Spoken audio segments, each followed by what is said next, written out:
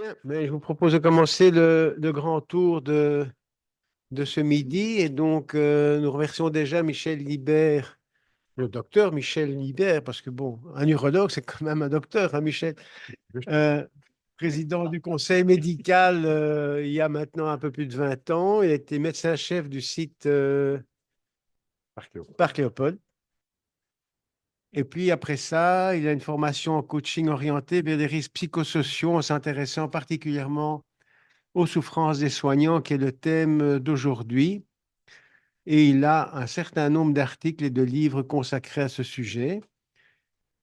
Et actuellement, euh, la médecine s'est un petit peu éloignée, Michel. Oui, mais il est coprésident francophone de Médecins en difficulté, dont il nous parlera après avoir exercé dans cette association en tant que médecin de confiance. Et depuis 6 ans, il est en charge d'un exposé sur l'hôpital et les risques psychosociaux dans le cadre du certificat interuniversitaire en management médical à l'école de santé publique. Et donc ce sujet dont tu m'avais déjà parlé, je le trouvais vraiment extrêmement important. Comme tu le diras sans doute, nous avons l'habitude d'être orientés tout pour le patient avec un manque de pensée vers soi et ses proches, et je pense que ça justifie ton intervention. Michel, tu as la parole. Merci de ces de gentils mots d'accueil. Euh, donc, si j'ai bien compris, j'appuie à droite. Voilà. Donc, ce que je vais vous exposer aujourd'hui, donc, c'est tout ce qui concerne les risques psychosociaux, particulièrement à l'intention de notre pratique en milieu hospitalier ou en milieu de médecine générale. Et je commencerai par vous rappeler ce que c'est que les risques psychosociaux d'une manière plus générale. Donc, la loi de 2014 précise que l'ensemble des risques psychosociaux, excusez-moi, concernent les comportements transgressifs au travail d'une manière générale, y compris la violence, le harcèlement moral, le harcèlement sexuel et les conflits. Deuxième grand chapitre des risques psychosociaux, c'est le stress et le burn-out. Alors, la phrase que vous voyez apparaître là, je vais la lire pour ceux qui sont loin. C'est une phrase de Freudenberger, qui était un psychiatre new-yorkais qui a, en 1974, déjà a décrit pour la première fois le burn-out. C'est lui qui est à l'origine du mot burn-out. Nous travaillons trop longtemps et trop intensément. Nous éprouvons une force intérieure qui nous incite à travailler et à aider, et nous subissons une pression extérieure qui nous pousse à donner. Mais c'est précisément en fonction de cet engagement que nous tombons en plein dans le piège du burn-out. 1974. Alors, la structure dans laquelle je fonctionne, pour l'instant, en tant que président francophone, c'est la structure donc médecin en difficulté, qui est comment dire, c'est un numéro vert, en fait, le 0800 23 460, auquel vous pouvez avoir accès euh, tous les jours, soit directement via le biais du téléphone avec en ligne notre chargé de mission que je présente ici, qui est Pascal à ma droite, et soit via le site Internet. Et donc, en fait, on a plusieurs objectifs. Le premier, c'est d'aider les médecins qui nous appellent via des médecins de confiance. Donc, vous allez entendre parler aujourd'hui du médecin en difficulté, c'est l'appelant. Le médecin de confiance, c'est celui qui participe à notre structure et qui a une formation pour pouvoir écouter d'abord et prendre des dispositions avec celui qui appelle. On a un deuxième aspect dans notre travail, c'est l'aspect collectif ou préventif. Et donc, comme je le fais aujourd'hui, eh bien, nous sommes quelques-uns à aller dans les hôpitaux, dans les GLEM, dans les universités si possible, pour présenter ce que nous faisons et vous permettre d'avoir accès à notre structure, mais surtout, pour mettre en place de la prévention. Alors, 4 fois par an, nous organisons des webinaires. Peut-être que quelques-uns en ont déjà vu ou y ont participé. Et donc, c'est comme ça que certains me disent, ah oui, je t'ai déjà vu quelque part. Ben oui. Et donc, nous fonctionnons en termes de relation avec le médecin qui nous appelle dans une confidentialité absolue. Ça veut dire que tous les dossiers sont anonymisés avec un numéro. Et donc, nous avons besoin de ça pour nos statistiques. Pour une bonne et simple raison, c'est que sans statistiques, eh bien, on ne peut pas les justifier auprès des organismes qui nous financent discrètement. Quand je dis discrètement, ça veut dire pas beaucoup en termes de montant. On a besoin pour ça de montrer ce qu'on fait et donc d'avoir des éléments tout à fait probants. Et donc, nous avons besoin de garder des dossiers anonymisés pour avoir un aspect statistique. Alors, comment ça fonctionne? Un médecin appelle le 0800. Il est en contact avec la chargée de mission qui est elle-même formée spécialement à l'écoute attentive, elle est coach, elle connaît bien son travail et elle va faire une première évaluation et conseiller à l'appelant soit d'être mis en contact avec un médecin de confiance, soit éventuellement, si c'est un problème aigu de tentative de suicide ou autre, directement avec un psychiatre. Le médecin de confiance va être à la disposition de l'appelant pendant maximum 4 heures, parce que nous estimons que nous n'avons pas un rôle thérapeutique et que donc le médecin qui nous appelle, on l'écoute, mais on l'oriente vers quelqu'un qui peut lui assurer une meilleure prise en charge, qui est soit un médecin traitant qui va faire éventuellement une incapacité de travail et donner un traitement, soit directement un psychiatre, soit un coach si la question qui est posée est une question d'organisation ou de gestion de conflit ou qui n'est pas en rapport directement avec une souffrance personnelle. Voilà, donc ça c'est le fonctionnement tel qu'il est. La première étape, donc l'étape avec le médecin de confiance, ben, c'est nous qui la prenons en charge financièrement, donc c'est gratuit pour l'appelant. Après, ben, quand il va voir d'autres structures, évidemment, c'est comme n'importe quel patient, et il devient un patient également. On a essayé de plus en plus de nous orienter vers une forme de professionnalisme en standardisant notamment l'évaluation. Pour tout risque de burn-out, nous exigeons, si je peux employer ce mot-là, enfin nous souhaitons obtenir le résultat orange ou rouge, on n'a pas besoin de plus, d'un test de dépistage de burn-out, soit le Burnout Assessment Tool, le BAT, soit celui du ministère de l'Emploi et du Travail, qui est très bien fait et qui a l'avantage en Belgique d'être aussi utilisé par les médecins conseils des mutuelles et par les médecins du travail. Donc c'est un outil qui est même vraiment bien fait et qui a, je dirais, ma préférence dans ce système parce qu'il est utilisable par tout le monde.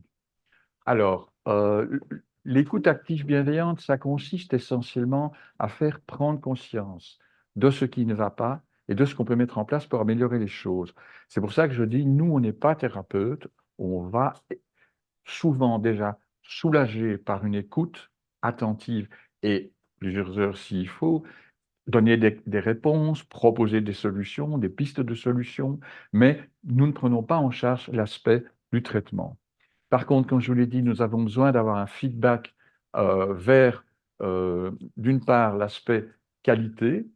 Et donc, le feedback se fait dans les deux sens. Il y a à la fin des entretiens un questionnaire vers le médecin en confiance, un questionnaire vers le médecin en difficulté. Et on met tout ça donc d'une manière tout à fait anonymisée dans nos bases de données parce que nous avons, comme je vous dis, besoin de pouvoir nous justifier auprès des organes, c'est-à-dire l'INAMI et l'Ordre des médecins en particulier, qui nous financent. Les médecins de confiance participent à des formations, c'est un peu ce que je fais aujourd'hui, mais avec points des points d'attention plus particuliers, style gestion des conflits, gestion du temps, des choses pareilles. Ah, pardon, j'étais. Voilà. Pour vous montrer un petit peu, donc Médecins en difficulté a été créé en 2017, et vous voyez qu'actuellement, en fin 2025, on était à 700 appels. Alors, 700 appels, ça paraît beaucoup, mais en fait, c'est le petit bout de l'iceberg par rapport aux chiffres internationaux que vous allez voir et aux chiffres que nous avons récoltés, nous aussi, dans certains de nos webinaires. C'est-à-dire, non, c'est pas le bon bouton, voilà. Ceci, c'est les chiffres 2024. Ceux 2025, on va les avoir d'ici une quinzaine de jours, mais en 2024, voilà, sur 600 appels, en fait, 600, c'est exactement 598. Mais pour les DIA, c'est plus facile comme ça. Vous voyez le nombre d'appels pour épuisement professionnel, pour burn-out, le nombre d'appels pour des difficultés organisationnelles, et là, ce sont nos coachs qui vont intervenir, et le nombre d'appels pour des problèmes de violence. Alors ça, c'est probablement encore sous-estimé, c'est un chiffre qui va être de plus en plus inquiétant, à mon avis, parce que là, pour l'instant, tout le monde ne déclare pas les violences. On va en parler, c'est la dernière partie de mon exposé. Alors, de ces 600 cas, ben, vous voyez qu'il y en a peu qui ont dû être adressés à des psychiatres, soit immédiatement parce que ben, voilà, il y a un risque de passage à l'acte, soit en seconde intention, c'est souvent pour des burn-out qui tournent en dépression ou des syndromes post-traumatiques après des actes de violence. Ce qui est particulièrement interpellant, c'est quand vous regardez l'âge des personnes qui appellent. 56% ont moins de 40 ans. Et là-dedans, regardez un peu, 30% de tous les appelants ont moins de 30 ans.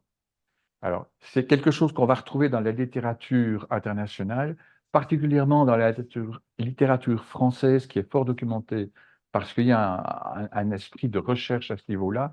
Et vous allez voir, je vais vous montrer des chiffres dans quelques instants qui sont très interpellants sur cette tranche d'âge en particulier. Bon, ceci, c'est 2018 en Belgique. Ce sont des articles publiés, l'un à la Z-Gent et l'autre à la à l'UCL. Et déjà, donc en 2018, on faisait, on mettait un signal d'alarme pour signaler que les étudiants en fin de cycle et les post-gradués étaient très souvent dans des situations à risque ou des situations de souffrance. Je ne sais pas si vous avez eu l'occasion de voir ce film qui était sorti en 2017. C'est un cinéaste belge, Jérôme Lemaire, qui s'est enfermé. Enfin, il était allé à l'hôpital Saint-Louis écouter une conférence sur la souffrance. Et il s'est rendu compte que on ne parlait pas des patients, qu'on parlait de la souffrance des médecins. Et donc, il a demandé s'il pouvait entrer dans le quartier opératoire, parce qu'il a parlé avec l'anesthésiste en chef, qui lui a dit, mais bien sûr. Il est descendu tout seul pendant une quinzaine de jours dans le quartier opératoire avec sa caméra, sans acteur, rien du tout. Alors, c'est la vie que vous vivez tous les jours. C'est horrible. Il faut voir le film. Si vous pouvez, il y a certainement moyen de le retrouver sur YouTube. Ça vaut vraiment la peine. Moi, je me souviens d'avoir vécu des épisodes comme ça dans le quartier opérateur du parc et ailleurs aussi, hein. Donc, regardez ça, ça vaut le coup. Donc, voilà. Alors, ça, c'est un rapport de 2021 d'un institut français, l'Institut national de recherche scientifique, sur les étudiants de fin de cycle, c'est-à-dire les 2 dernières années, et les postgradués. Alors, j'ai mis en gras 3 chiffres absolument interpellants. Symptômes anxieux, 52%. Épisodes dépressifs caractérisés, 27%. Burnout, ce que on appelle externe et interne en France, c'est les postgradués chez nous. Burnout chez les postgradués, 66% au-dessus du seuil du Maslach Burnout Inventory. C'est énorme. Alors, en 2021, dans le premier webinaire que j'ai présenté, j'avais posé la question. euh, Là, il y avait environ 2000 participants de toutes professions médicales confondues, enfin de toutes spécialités confondues, y compris les généralistes, et il y en avait 51% qui avaient répondu qu'ils étaient au-dessus du seuil de souffrance aussi. 2021, donc juste à la sortie du Covid. Alors, on va parler aussi un petit peu plus loin dans mon exposé de tout ce qui concerne le harcèlement moral et le harcèlement sexuel. Je vais aborder ça très rapidement parce que sinon, je vais déborder. Mais voilà, ceci est interpellant. C'est quand même sur un nombre d'interviewés qui est très important. C'est plus de 20 000 personnes qui ont répondu. Donc, c'est quand même assez significatif. Toujours dans ce rapport, les facteurs de risque. Alors, l'intensité et le temps de travail, ça, je n'ai pas besoin de vous donner des détails, je pense que vous connaissez comme moi. L'étude montre qu'en moyenne, les médecins travaillent 50 heures par semaine, surtout les plus jeunes. Or, la difficulté aussi pour garder une vie équilibrée quand on est dans le début de sa carrière professionnelle, c'est que la vie privée, c'est on s'installe en couple, on a des enfants, des grossesses, des choses comme ça, et il y a toute une organisation à pouvoir mettre en place vis-à-vis des gardes. Parce que le 59 heures en question, c'est le temps de travail sans les gardes. Il faut les ajouter. C'est pour ça que j'ai mis en dessous, il y a des pics qui atteignent 100 heures avec les gardes.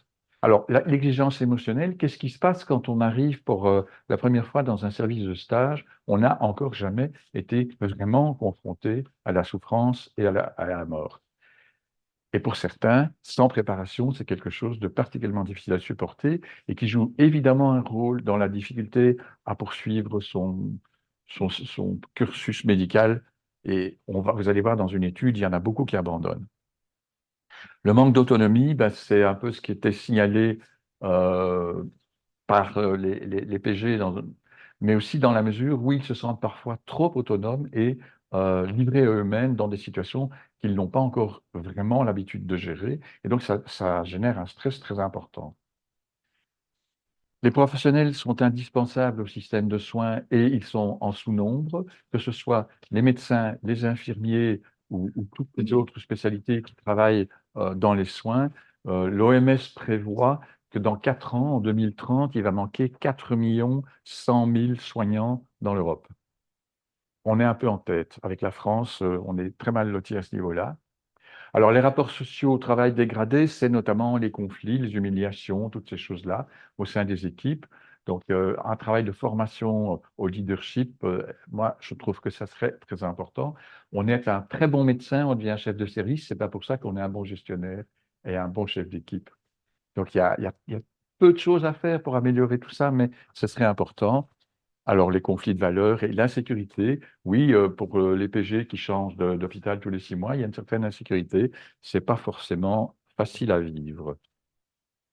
Alors, moi, j'ai trouvé d'autres facteurs en regardant dans la littérature que ceux qui étaient dans le rapport de l'INRS.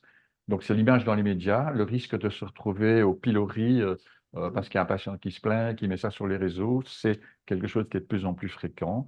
Les exigences réalistes, ben, vous les connaissez, ils arrivent tous avec un diagnostic qu'ils ont trouvé tout seuls sur Internet et ils veulent un traitement qu'ils ont imaginé eux-mêmes et qui ne correspond pas du tout à la réalité. La crainte des plaintes, elle est bien là, et on va en parler un peu plus loin parce que ben justement à cause de ça, les patients sont de plus en plus enclins, depuis la loi de 2002, sont de plus en plus enclins à déposer plainte, parfois pour des choses totalement injustifiées. Parfois, c'est justifié aussi, il faut le reconnaître. Alors, la pression administrative, ben, vous la connaissez aussi bien que moi. J'ai participé il y a un mois à un colloque chez Cienzano où le ministre Van den Broek s'est engagé à mettre en place des moyens pour diminuer la pression administrative sur tous les soignants. Quand vous voyez le temps que passent les infirmières sur leur PC au lieu de donner des soins, parce que ça justifie le financement, et quand vous savez, vous, le nombre de documents que vous avez remplis sur une journée, c'est quand même assez impressionnant. Alors, la charge de la décision médicale, c'est évidemment un stress important, que ce soit aux urgences ou dans d'autres circonstances, comme un médecin généraliste au chevet d'un patient à domicile, on est souvent seul à décider, il faut décider très vite. C'est le principe de l'action-réaction, et c'est ce que les gens attendent. Diagnostic, hop, traitement, quel qu'il soit. Et donc, c'est un stress parce que c'est quelque chose qu'on doit vivre tout seul sans avoir la possibilité d'un feedback. On n'a pas tous les jours la possibilité d'avoir une consultation multidisciplinaire pour faciliter ou conforter sa décision. Alors, le problème de nomenclature, là aussi, Van den Broek a dit qu'il allait essayer de faire quelque chose, mais bon, c'était des paroles, hein. J'espère que ça sera concrétisé un jour.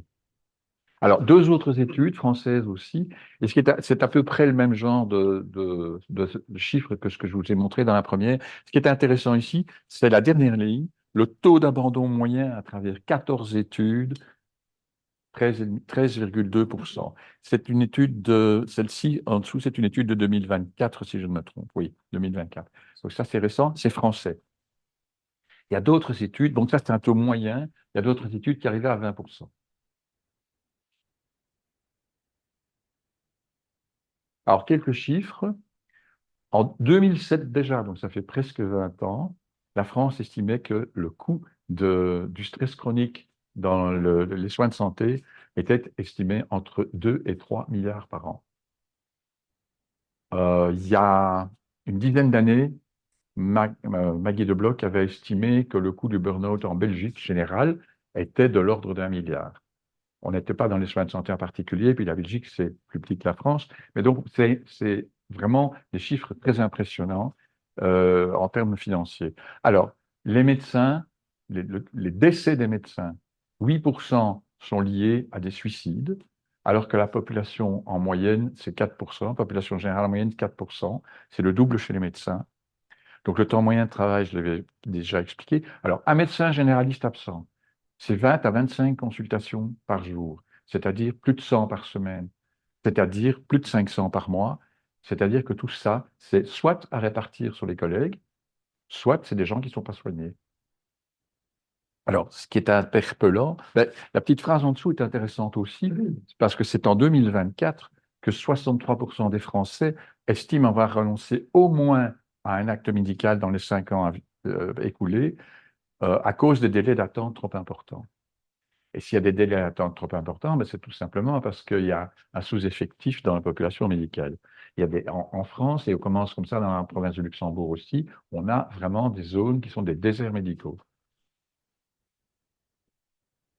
Ah, ça c'est intéressant aussi. Donc ça, on retourne en Belgique. Publication au 1er janvier 2025 par l'INAMI des chiffres 2023 de la population médicale. Donc nous sommes 54 000, presque 55 000 médecins en Belgique, pour une population de 12 millions quand même. Là-dedans, ben regardez un peu, 14 000 ont plus de 65 ans. Et puis, quand on regarde les généralistes, c'est un tiers des généralistes qui ont plus de 65 ans. Et donc, vous allez voir, en fait, d'abord, avant de passer à la diaspora, je vous dis ceci aussi, la moyenne européenne, c'est 3,8 pour 1000 habitants, de médecins en général, 3,8 pour habitants. En Belgique, c'est 3,2. Donc, quid des futurs déserts médicaux? Et ça, c'est interpellant. Regardez, à partir de 56 ans jusqu'à plus de 75 ans, tous ceux-là, dans les années qui viennent, ils vont s'arrêter. Mais regardez la relève au-dessus, ça ne fait pas le poids. Donc, le déficit va s'accentuer d'une manière indubitable. Ça, je trouve que c'est quand même très angoissant quand on voit ça. Euh, oui, Michel, enfin, par rapport à ce point-là, donc des chiffres qui datent de 2017, Mhm. il faut savoir que la commission de planification médicale, à la fois au niveau fédéral et au niveau communautaire, on a tous ces chiffres et toutes ces perspectives sur 20 ans. Et c'est la raison pour laquelle, au cours de ces dernières années, on a augmenté le nombre de généralistes du côté francophone à 43%. Donc 43% des jeunes qui sortent sont orientés obligatoirement vers la médecine générale. Et quand je dis obligatoirement, l'évolution de la pédagogie dans nos facultés, on fait en sorte qu'il s'agit d'un choix délibéré et pas d'un choix imposé. Mhm. Donc ces chiffres augmentent, mais clairement, ça va être insuffisant, même à 43%. Ah oui. Donc, il y a quand même un hystérésis dans ces courbes d'au moins 9 ans par rapport à la formation. Et donc, quand on a un déficit, il faut un certain nombre d'années pour le combler. Oui, oui. OK. Alors, ceci, c'est donc un des webinaires de l'année passée. Dans celui-là, il y avait pas loin de 2000 participants. Comment évaluez-vous votre niveau d'épuisement? Alors, vous voyez que les trois quarts estiment qu'ils sont en épuisement, 25%, donc un quart avec des retentissements sur son équilibre entre la vie privée et la vie professionnelle. C'est-à-dire, ce quart-là, on peut considérer qu'ils sont en burn-out. Les autres arrivent encore à faire face. Comment? Ah, avant de dire comment. La culture médicale, c'est donc une culture qui nous donne différentes obligations par rapport auxquelles nous sommes contingentés psychologiquement. On a choisi des études parce qu'on est quelqu'un de bienveillant qui veut rendre service aux autres, etc. Enfin, je ne vais pas développer tout ça. Mais donc, c'est une culture du devoir. Et donc, c'est difficile pour un médecin de ne pas répondre à un appel, entre guillemets, jouer comme s'il n'avait pas entendu, qu'il ne le savait pas parce qu'il a envie d'échapper. Alors, les médecins admettent difficilement de devoir se soigner, c'est vrai. Vous allez voir une autre statistique dans quelques instants. Euh, Ils perçoivent cette démarche comme dévalorisante, souvent, donc ils n'osent pas, ils se cachent. Ils sont pas bien, mais ils ne le disent à personne. Ils s'estiment capables de résoudre leurs problèmes seuls. C'est forcément pas bien. C'est certainement pas une bonne façon de pouvoir psychologiquement se rééquilibrer. Alors, il y a la capacité d'autoprescription qui est un critère de danger, je dirais, par rapport à la manière dont on se prend en charge. Et alors, dans ceux qui, notamment parmi les plus jeunes, essayent d'avoir un équilibre vie privée et vie professionnelle, bah, ils se heurtent de temps en temps à l'incompréhension des seniors qui, eux, disent bah, nous, on a toujours fonctionné comme ça, pourquoi est-ce qu'il faudrait faire autrement maintenant? Allez, vieux, au boulot. Hein, et donc, cette culture-là nous coince dans la manière dont, par rapport à quelqu'un dans la population générale, comment on va être pris en charge au niveau psychologique. Alors, j'ai mis en dessous, c'est l'importance pour tout médecin d'avoir accès à un médecin généraliste. Oui, parce que celui-là est objectif, il est extérieur. Et je trouve que c'est très important. Alors, j'ai fait comme tout le monde. Il y a pas très, très longtemps que j'ai un médecin généraliste. Mais honnêtement, depuis que je vais consulter un collègue de temps en temps, je me rends compte que la vision qu'il a de moi n'est pas la même et que c'est important. Et qui a raison. Je ne le dirai pas. Alors, les PHP, c'est quoi? C'est les Physician Health Programme qui existent dans d'autres pays, notamment en Espagne, je pense en Angleterre aussi. Depuis 2011, le KCE recommande de mettre ces centres de prise en charge des médecins en place. C'était un peu l'équivalent de la médecine du travail pour les employés. Et comme beaucoup de médecins sont des indépendants, eh bien, ils sont laissés à eux-mêmes. Et donc, l'idée de mettre en place ce genre de structure, ben, ça fait presque 15 ans qu'on l'attend. Hein. Alors, voilà, médecin généraliste. J'ai une étude française encore de 2021, si je me souviens bien. Oui, c'est ça. Regardez ce qu'ils répondent. Je suis trop occupé pour m'occuper de moi. C'est ahurissant. Et puis, je ne veux pas prendre le risque que ça se sache et je ne fais pas confiance aux professionnels de santé mentale. Et donc, comme il n'y a pas les PHP, comme il n'y a rien, c'est là que médecin en difficulté comble un trou pour le moment et que quand on appelle, on a des gens qui sont dans des situations parfois complètement dépassées. Alors, j'aime bien cette équation de la qualité de vie globale. C'est deux managers français qui ont écrit un bouquin là-dessus, qui ont résumé ça sous forme d'une équation. La qualité de vie globale, c'est la somme de trois choses. Une bonne santé, d'où le médecin généraliste, et l'équilibre entre la qualité de vie au travail et la qualité de vie privée. Je vous rappelle l'article 10 du Code de déontologie. Le médecin prend soin de sa santé. Le médecin préserve l'équilibre entre sa vie privée et sa vie professionnelle. Il n'y a pas à y échapper. C'est dans le code de déontologie, on n'a pas à se culpabiliser parce qu'on prend soin de soi. Si on veut pouvoir être au service des autres, il faut être en bonne santé soi-même. Et donc, accepter de l'aide, accepter éventuellement d'être mis en incapacité de travail, prendre soin de soi, ce n'est pas de l'égoïsme. Si vous voulez être disponible pour les autres, il faut que vous soyez en bonne forme. Et donc, il existe, en tout cas dans notre structure, du coaching de gestion du temps, de gestion du stress, de gestion des conflits, je vais en parler un peu plus loin. Et puis, l'hygiène de vie privée est importante. Le sport, les relations, c'est bien. Pensez aussi, quand vous travaillez, à faire des vraies pauses. Le cerveau, il est capable de se concentrer un temps maximum. Rappelez-vous, à l'école, c'était 50 minutes. Et puis, on avait un break, passer sur autre chose. Il faut faire la même chose de temps en temps. Si vous commencez à bâiller, ben, c'est le moment d'aller respirer un petit peu, passer aux toilettes, d'aller prendre un café, peu importe, mais de faire une pause. 2, 3 minutes, ça suffit. Et la pause du midi, elle est fondamentale. D'ailleurs, vous le savez tous très bien, si vous mangez un sandwich de mauvaise qualité en tapant sur votre PC, d'abord, vous faites une tache sur votre cravate, c'est pas bien, mais en plus, vous n'avez pas digéré, donc l'après-midi, vous n'êtes pas efficace. Prenez le temps de manger tranquillement, calmement, quelque chose que vous savourez, vous serez plus efficace l'après-midi. Alors, j'aime beaucoup ces deux petites phrases qui sont là.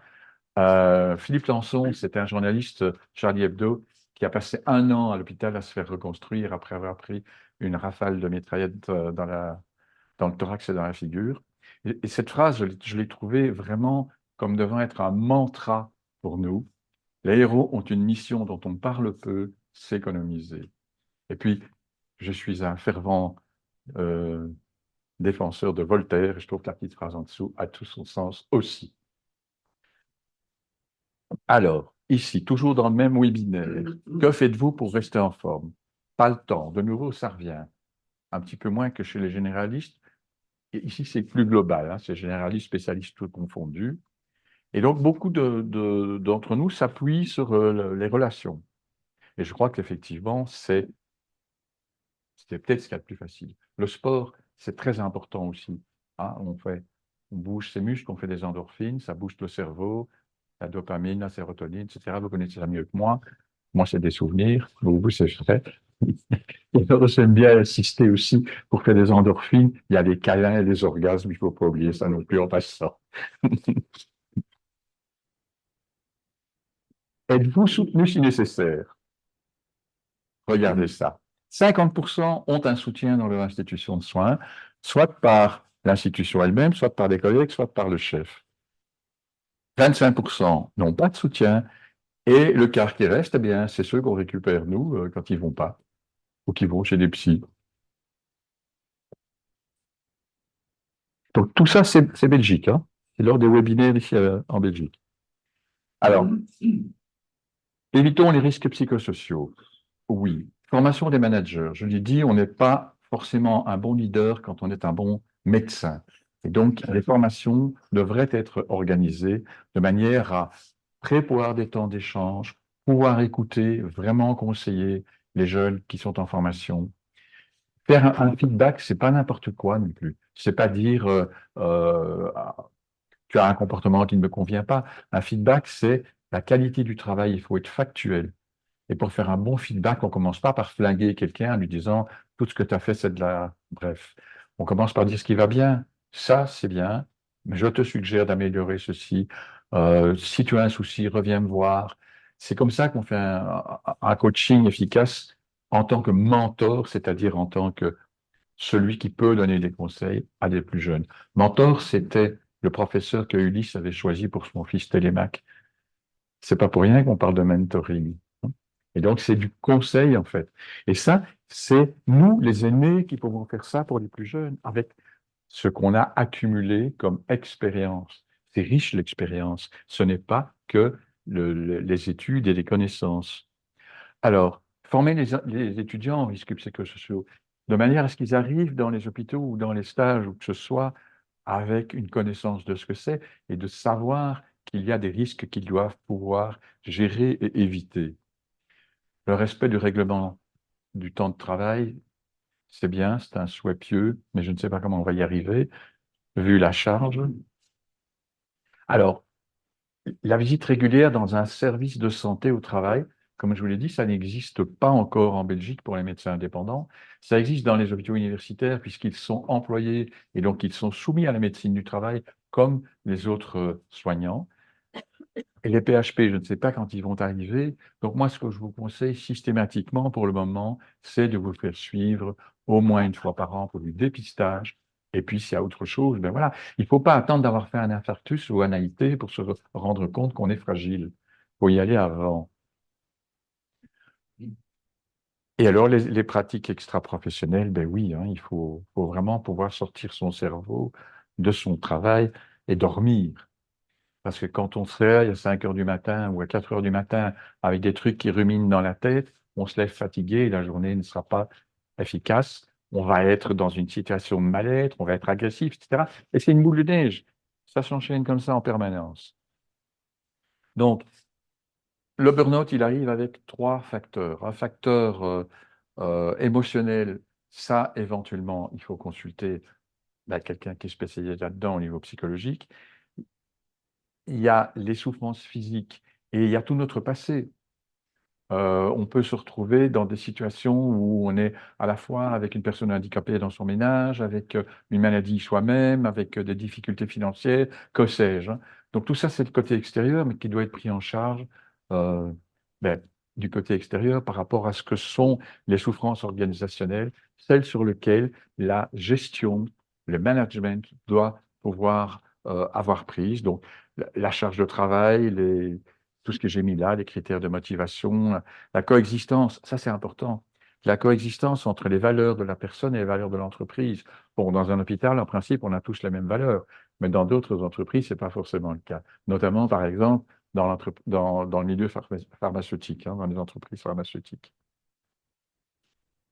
Donc, c'est une triade. Voilà comment on peut améliorer ou aggraver les choses.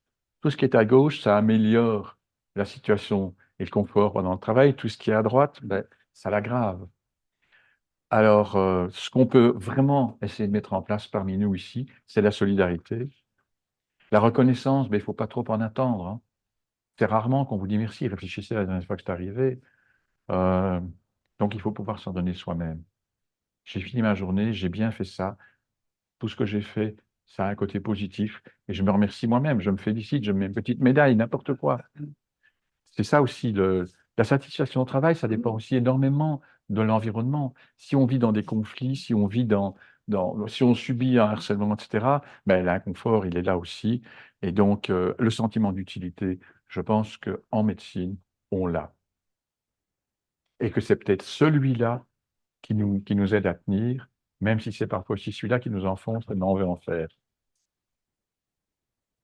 Alors, ceci, je vais survoler parce que ce sont des propositions faites par le KCE là, en 2024 pour essayer de soulager le travail. Trois types, agissant sur l'offre, agissant sur la demande ou agissant sur les deux à la fois. Alors, il y a beaucoup de choses qui sont, je vais presque dire, de l'ordre du rêve parce qu'on ne va jamais arriver à le faire. L'enchaînement des procédures, oui, on peut essayer d'améliorer ça. Le temps d'attente maximum, bah, il faudrait avoir plus de personnel aussi. La gestion administrative, ça oui. Euh, je pense que les gestionnaires d'hôpitaux le savent bien. Il vaut mieux engager une secrétaire en plus pour gérer convenablement des consultations que de faire du travail par les médecins à ce niveau-là. L'augmentation des ressources, ben, on va les trouver où? C'est la même chose. Je viens de vous montrer qu'il y aurait probablement un grand gap dans le nombre de soignants dans les années qui viennent. C'est du rêve. Réorganiser le bloc opératoire, ça c'est quelque chose qu'on peut faire, ça c'est fait. Il y a le fameux Lean hein, qu'on a essayé de nous imposer il y a une quinzaine d'années pour faire des économies de temps, des économies d'échelle, etc. Mais, et vous le voyez dans le film dont je vous ai parlé tout à l'heure, les gens qui souffrent, c'est pas du Lean qu'ils veulent. Ce qu'ils veulent, c'est qu'on les écoute et qu'on mette en place quelque chose qui les aide à supporter la charge de travail et les rythmes. Donc, oui, on a réorganisé le bloc opératoire au mieux de ses capacités et au mieux des ressources. Et quand je dis ressources, c'est les ressources humaines, le point d'achoppement. Ce n'est pas le matériel, ce n'est pas l'espace, c'est des ressources humaines. Financement, oui. Vous voyez ça, ça aurait une rétribution financière supplémentaire. Alors, on est en train de serrer les boulons et c'est tout juste si on a des indexations chaque année. Donc, voilà. Le triage, oui, ça commence à se mettre en place. La liberté de choix du prestataire pour induire une concurrence. Alors, quand je dis ça, moi, j'ai quand même un doute. Pourtant, ça vient du KCE. Mais est-ce qu'ils sont vraiment réalistes par rapport à ça? Alors, la politique de non-présentation, ça, on le fait, hein. Les patients reçoivent un SMS 48 heures avant pour leur rappeler qu'ils doivent venir. Et s'ils ne viennent pas, ils ont une amende. C'est toujours financier, sinon ça ne sert à rien. Réduction de l'anesthésie générale, ça se fait. On fait de plus en plus de péridurale. Ça se fait dans une salle à côté pour avancer, pour gagner du temps. J'espère que ce n'est pas en prenant plus de risques. Télémédecine, oui. Dans les zones, en tout cas, où il y a peu de médecins, certainement. Encore faut-il que ça soit fait d'une façon euh, éthique, déontologique et qu'il y ait un financement. On a menacé qu'il n'y en ait plus. Et les cliniques rapides pour des situations particulières comme l'oncologie, oui, ça, je crois que c'est fait aussi. Alors, deuxième aspect, la violence. Voilà. Ça, c'est le Journal du médecin, mars 2025. Alors, ce que vous voyez là-bas, c'est vraiment belge, hein. Depuis la création de son point de signalement des agressions, l'Ordre des médecins a enregistré près de 700 déclarations. Mais c'est beaucoup moins que la réalité. Mais on commence à s'y mettre. Et Médecins en difficulté a reçu 598 appels de détresse l'an dernier, etc., dont 120 pour des agressions. OK. Toujours dans un des webinaires que nous avons organisés ici. Non, pardon. Statistiques de l'Observatoire national des violences en santé en France. Ça, c'est des chiffres 2025. La première ligne, le niveau 1, les insultes et les injures, on est certain qu'il y a probablement une sous-évaluation d'au moins 3 ou 4 fois. Par contre, regardez, ça c'est impressionnant, le nombre d'agressions physiques et le nombre d'agressions avec armes sur un an en France. C'est pour ça que je vous dis qu'en Belgique, on déclare beaucoup trop peu. Je crois qu'il faut qu'on déclare chaque fois qu'il se passe quelque chose. En plus, on connaît son agresseur 2 fois sur 10. Il n'y a pas de raison de ne pas le faire. C'est protéger les autres en même temps que de se protéger soi. Ici, en Belgique, toujours dans un des webinaires, donc sur 3900 participants cette fois-là, 60% dans l'année des agressions verbales. L'un n'empêche pas l'autre, hein. Vous pouvez aussi avoir une agression physique en même temps. Alors moi, ce qui m'interpelle, c'est agression sexuelle 2%. Sur 4000 personnes, ça veut dire 80. C'est quoi une agression sexuelle? C'est quoi une agression sexuelle? Non, en médecine. Oui, en médecine. Alors, là, l'année passée, on a eu 3 déclarations de viol. Deux femmes et un homme. Je ne sais pas vous en dire plus. Moi, je n'ai jamais vécu une agression sexuelle, mais je peux imaginer ce que c'est.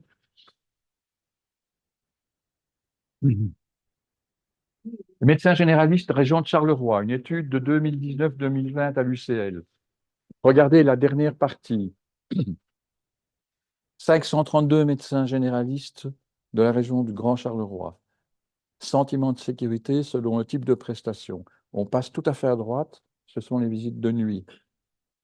47% se sentent en insécurité. Or, tous les médecins sont accompagnés d'un chauffeur dans le Grand Charleroi.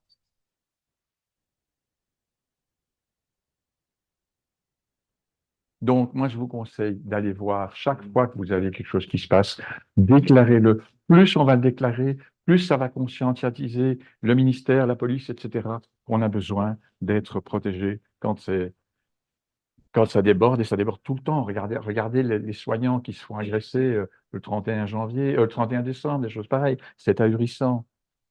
Donc, ceci, c'est pour tous ceux qui ont un cabinet privé.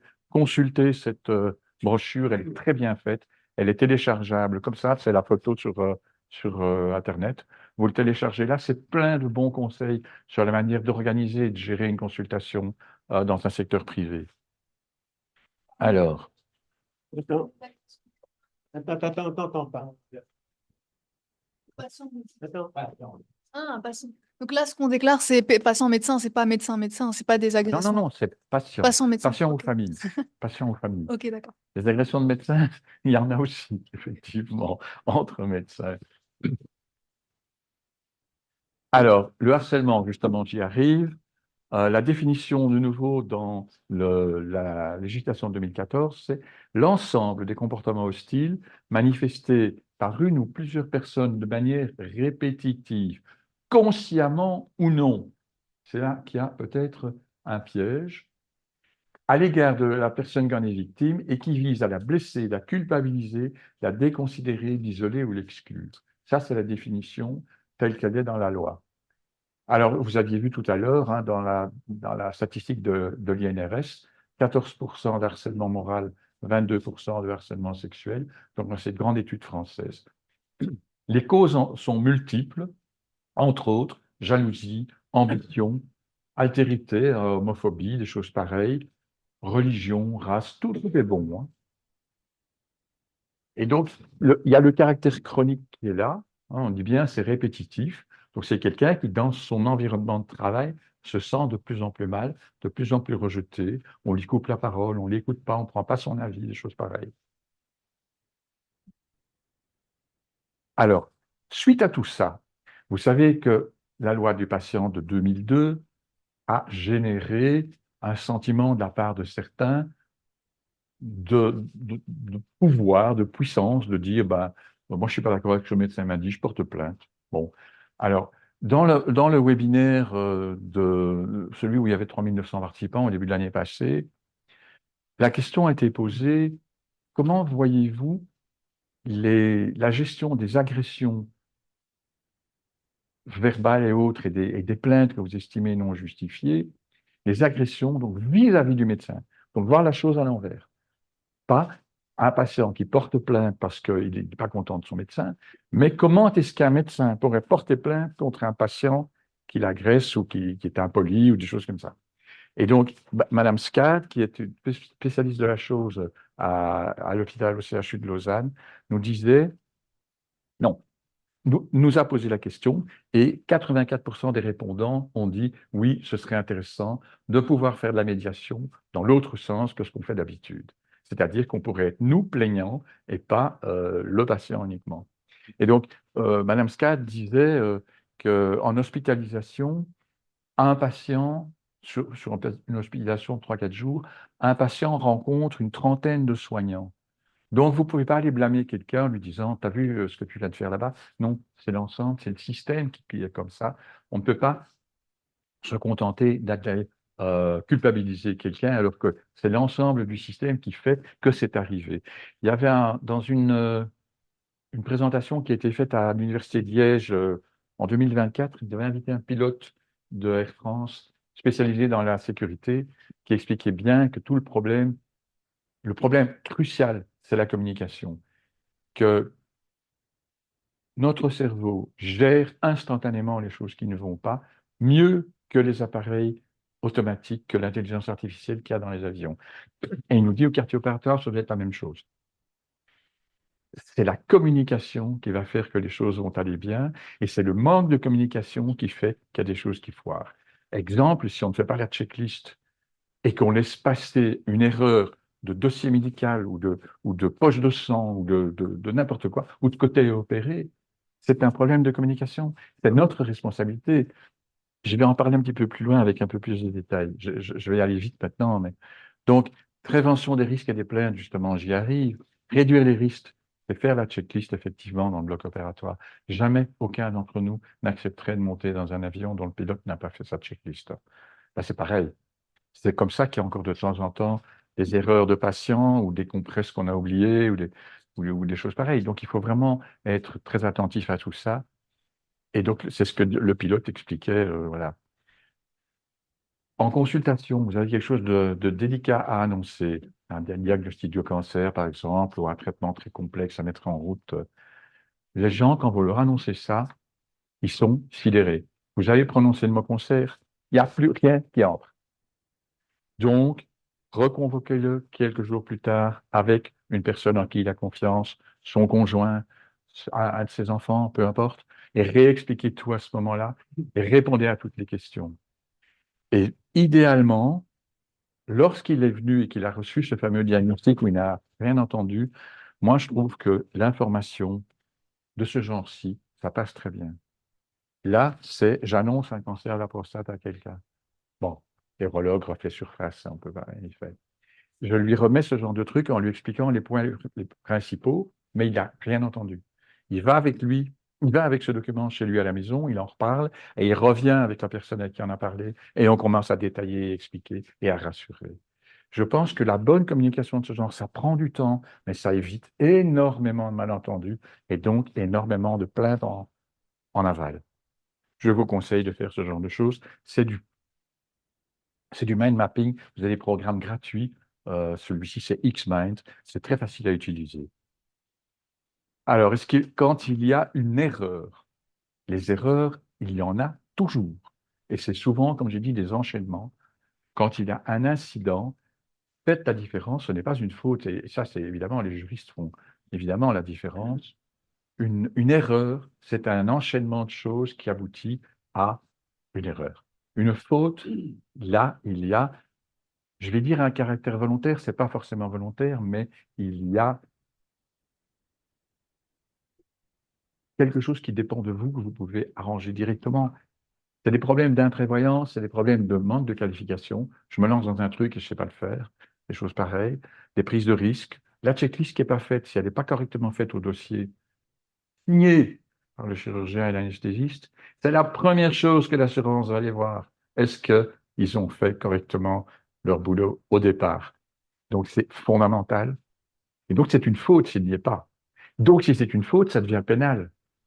Ce n'est plus quelque chose qu'on peut arranger de manière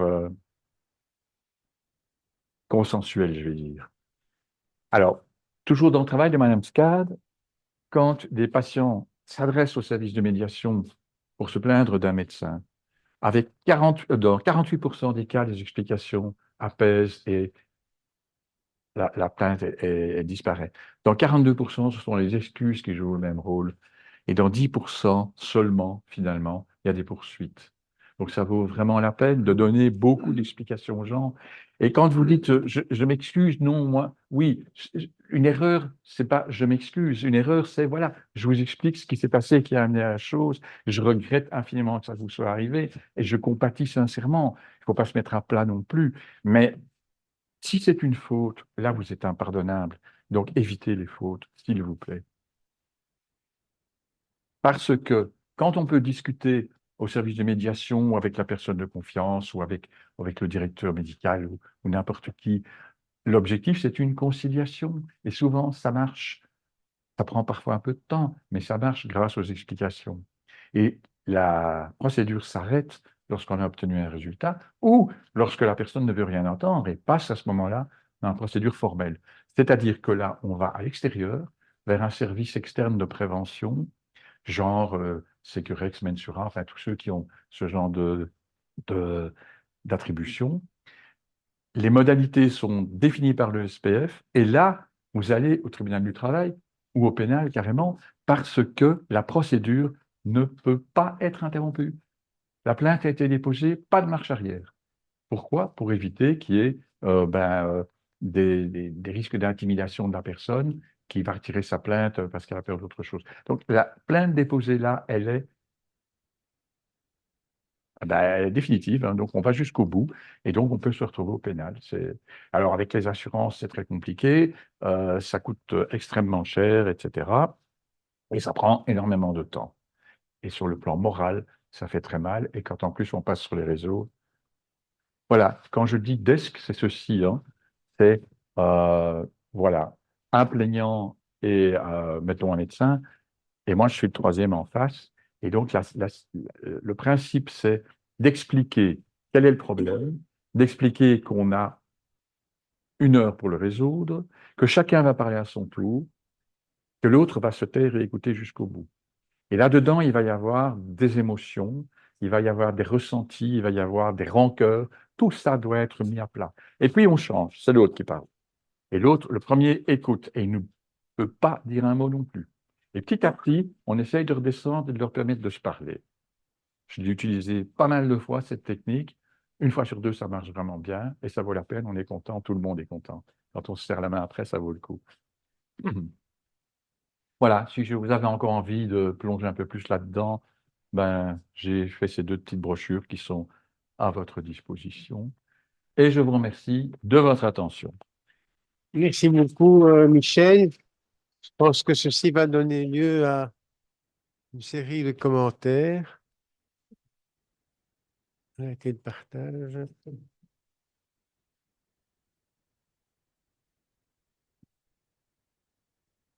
Alors,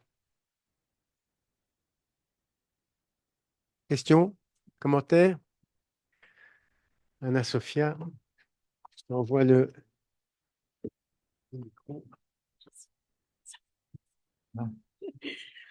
Pile poil dans les temps.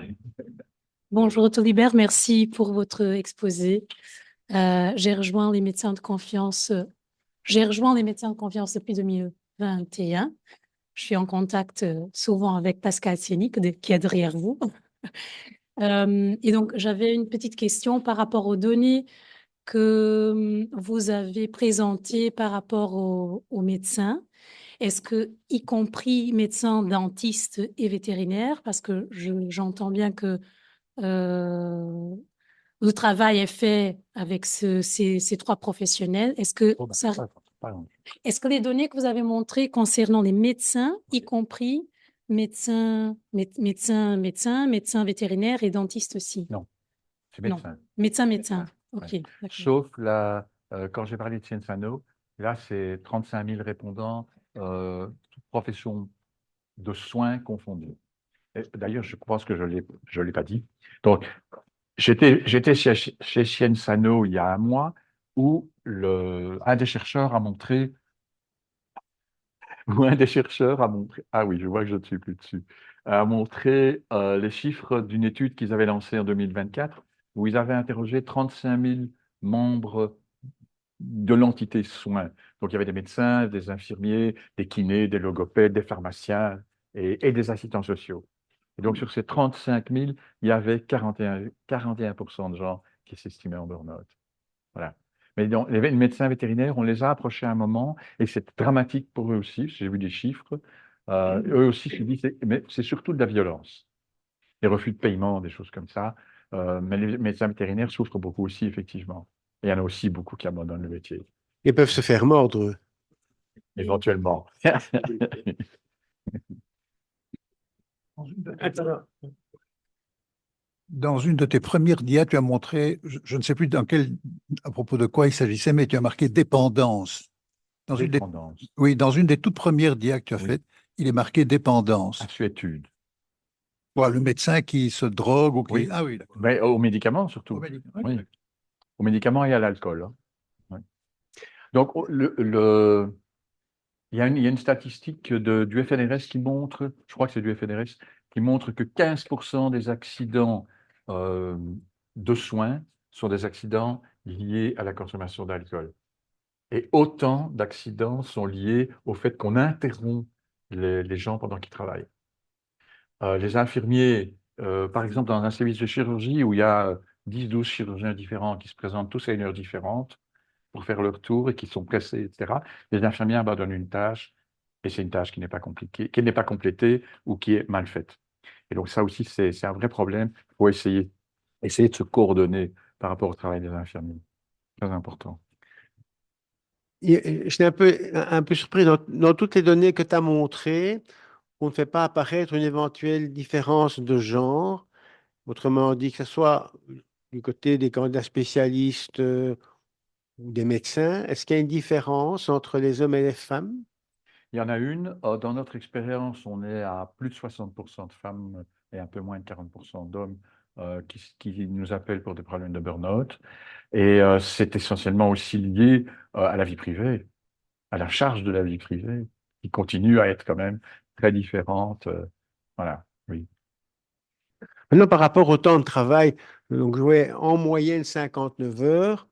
Alors, je pense que c'est un chiffre probablement global, c'est-à-dire que les candidats spécialistes sont beaucoup plus protégés par le temps de travail parce qu'il y a une réglementation à 48 heures. Éventuellement, on peut aller avec le opting out à 60, mais globalement, c'est 48 heures pour les candidats spécialistes. Mais au-delà de ça, il n'y a pas de réglementation quant au temps de travail par rapport aux médecins seniors, etc.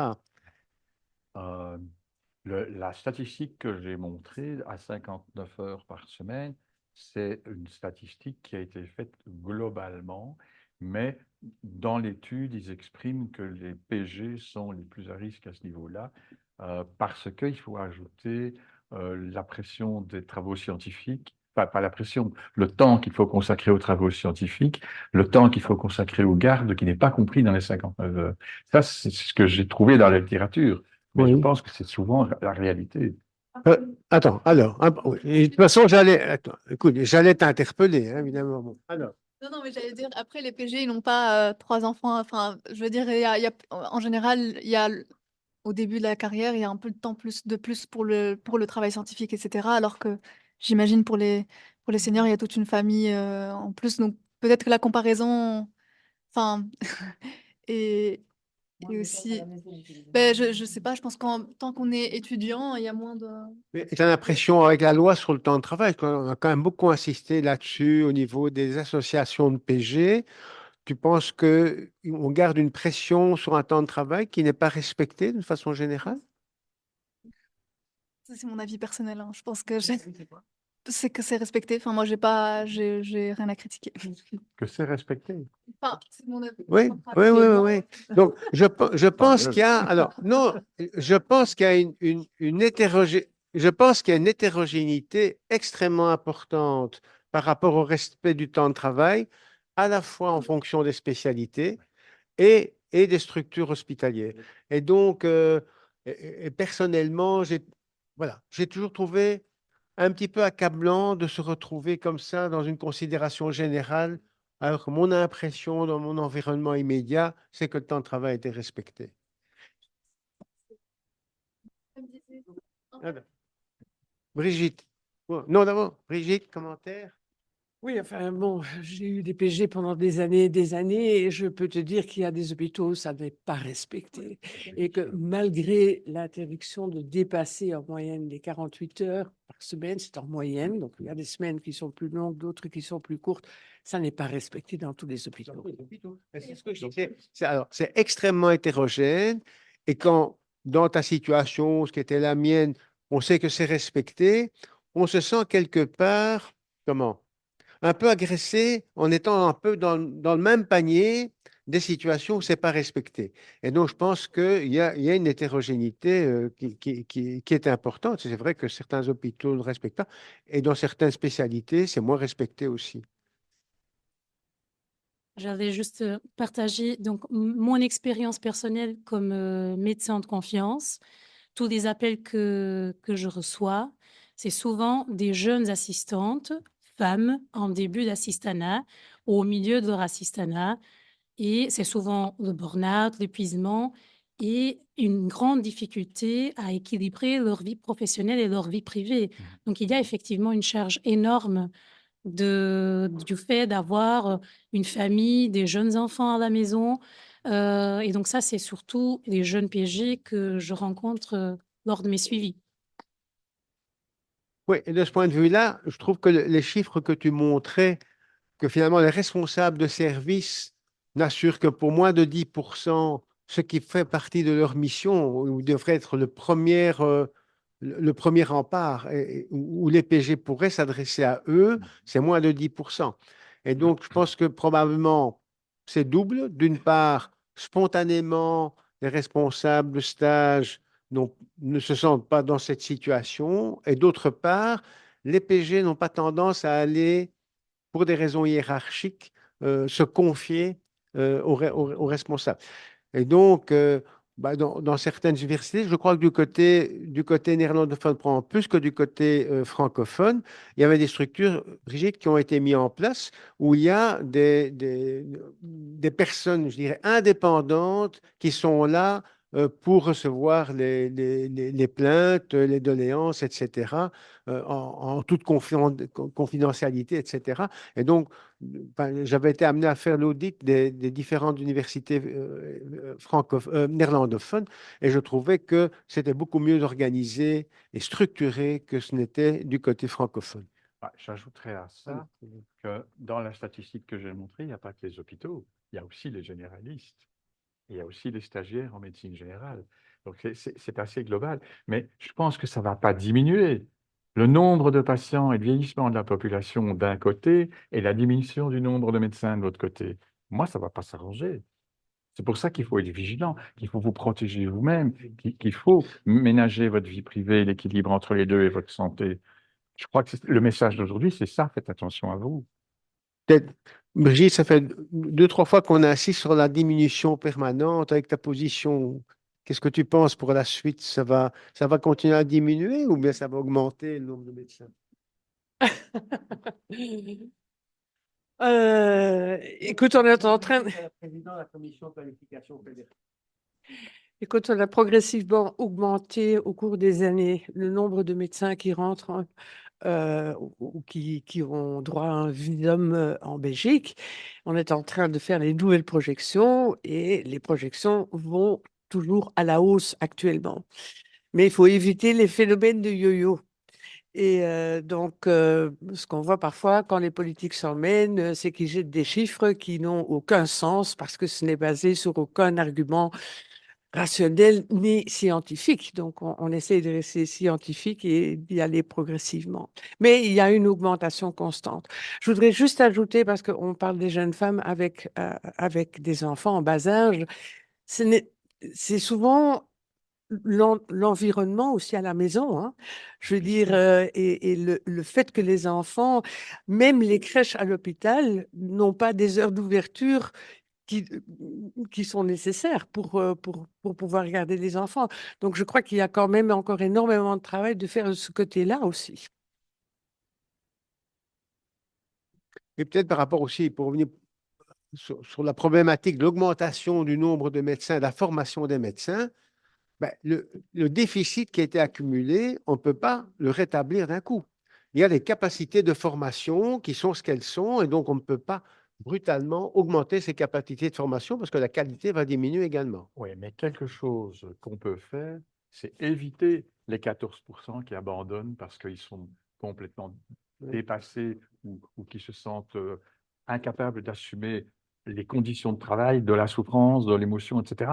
Et donc, ça, c'est former les leaders, former les chefs de service, former les managers à pouvoir prendre en charge correctement Oui. et entourer les jeunes pour que justement, ils ne soient pas. Ces 14%-là, c'est une perte Oui. énorme par rapport à eux, pour eux-mêmes, mais par rapport à la santé Maintenant, globale aussi. j'étais un petit peu étonné de ce chiffre que je considère comme bas. Parce qu'avant qu'on parle de tout ça, je parle des chiffres d'il y a une vingtaine d'années, il me semble que du côté de tout ce qui est soignant, on va dire dans le monde occidental, à 10 ans, il y avait 30% d'abandon professionnel. C'est toujours Ben, vrai. en mettant dedans les médecins, les kinés, etc. Et donc, qui était un chiffre qui revenait de façon assez générale, hein. Donc, voilà, c'est pas rien non plus, hein. C'est toujours vrai. Donc, dans le monde infirmier, c'est 20% qui abandonnent dans les 2 ans. Et quand Sciensano, donc dans les 35 000 répondants là-bas, ils avaient aussi posé la question, est-ce que vous envisagez de pouvoir poursuivre votre carrière à long terme, donc jusqu'à la fin de la carrière, 60 et quelques? Il y avait 50% qui disaient, je ne suis pas sûr de tenir le coup et de ne pas abandonner. Et là, c'est médecins et autres confondus, hein. Il y avait une remarque sur le chat où on insistait sur le rôle des réseaux sociaux dans le matraquage, je dirais, antimédical. Donc ça, c'est aussi un point qui est un point important, qui peut participer au burn-out. Tout à fait. L'INRS n'en avait pas tenu compte. Moi, je l'ai signalé après dans ce Oui. que je considère comme des risques supplémentaires et qui sont vraiment réels, hein. Oui, tout à fait. Voilà. On peut voir s'il reste encore des points sur les réseaux sociaux. Merci, merci, merci. Mais voilà, mais écoute, tout le monde dit merci. Et nous te disons merci aussi, Michel. Je pense que tout ceci est interpellant. Et je pense qu'à la suite de ce type d'informations que tu nous donnes, nous avons chacun d'entre nous une mission pour diffuser ce message. Donc, ce message doit être diffusé de façon, ce message doit être diffusé vraiment particulièrement largement. Et comme tu l'as dit, je pense, notamment dans les structures de formation de nos hôpitaux universitaires, au niveau des maîtrises de stage. Et donc, comme tu sais, on a une formation obligatoire au niveau des maîtres de stage. Et puis, en t'écoutant. Enfin bon, c'est pour ça que je t'avais invité aujourd'hui.